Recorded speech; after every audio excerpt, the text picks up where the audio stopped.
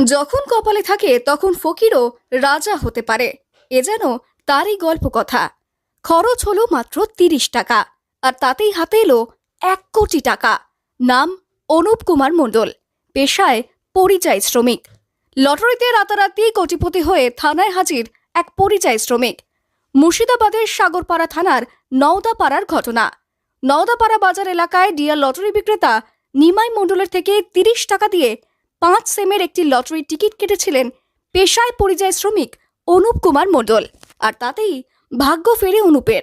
এদিন রাতে খেলা শেষ হতেই ওই ব্যক্তি খবর পান তার কাটা টিকিটের নম্বরে প্রথম পুরস্কার উঠেছে। এরপরেই নিকট আত্মীয়দের সঙ্গে আলোচনা করে শটান সাগরপাড়া থানায় চলে যান অনুপ। আমি খেলা দেখিনি, একজনে খেলা দেখছিল, বললো যে আনসিজ না সিরিজ হয়েছে আমি জানি না, তো কি কিসে মানে ফ্যাক্স আসলো, মানে জানতে পারলাম যে হ্যাঁ ১ কোটি টাকা হয়েছে, আমাদের রয়্যাল লটারির নাম্বারে উঠেছে, তার সঙ্গে আমার নাম উঠেছে নিমাই মণ্ডল। আপনি কি তারপরে আপনি কে কেটেছিল টিকিটটা কিভাবে জানলেন? মানে টিকিটটা উনি কেটেছিল, আমার কাছে রেখে গিয়েছিল, দিয়ে উনি যখন জানতে পারে যে ওনার ফার্স্ট প্রাইজ হয়েছে তখনই ও চলে আসে আমার কাছে, আর আমি ওকে ট্রান্সফার করে দিই। আচ্ছা, আপনি একদিনেই কোটিপতি হয়ে ওই পরিযায়ী শ্রমিক জানিয়েছেন লটারির টাকা দিয়ে ছেলে মেয়ে পরিবারকে নিয়ে ভালোভাবে জীবন কাটাতে চাই।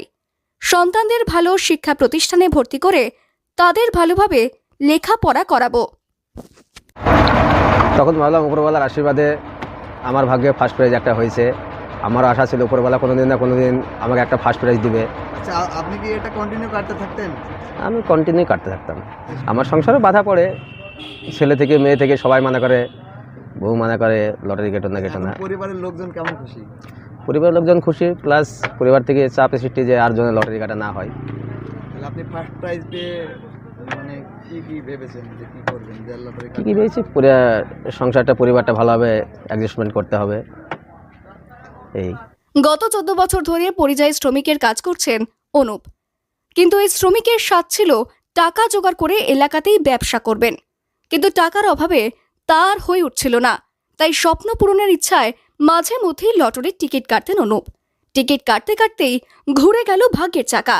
তারপরেই নিজের সুরক্ষার জন্য রাতেই হাজির সাগরপাড়া থানায়, পুলিশের কাছে সাহায্য চান। এরপরেই সাগরপাড়া থানার পুলিশ তার আবেদনের সাড়া দিয়ে থানায় তার রাত কাটানোর ব্যবস্থা করে দেয়। ইতিমধ্যেই লটারি তোলার জন্য থানার সাহায্যেই ব্যাংকের সঙ্গে যোগাযোগ করেছেন ওই পরিযায়ী শ্রমিক। আনন্দিত তো হয়েছি ভালোই, কিন্তু এই জন্য মানে ও ১ কোটি টাকা পেয়েছে এই জন্য যে আনন্দিত হয়েছে এটা না, এটা ঠিক, কিন্তু এই জন্য বলছি না যে আর ৫ জনা কাটুক এই ১ কোটি টাকা পাওয়ার জন্য। এই লটারিতে অনেক মানুষ নিঃস্ব হয়ে গিয়েছে, সর্বশান্ত হয়ে গিয়েছে। এবার ও পেয়েছে এর জন্য যে আরও ৫ জনা পাবে না এটা না, কিন্তু সর্বশান্ত সবচেয়ে বেশি হয়েছে। আমি এটাই বলতে চাইছি যে যার যেমন সামর্থ্য সেই অনুযায়ী কাটুক, সংসার ফ্যামিলি সব ঠিক রেখে যদি মানে কিছু বাঁচে সেই অনুযায়ী কাটুক, যদি কোনোদিনে হয় এরকম।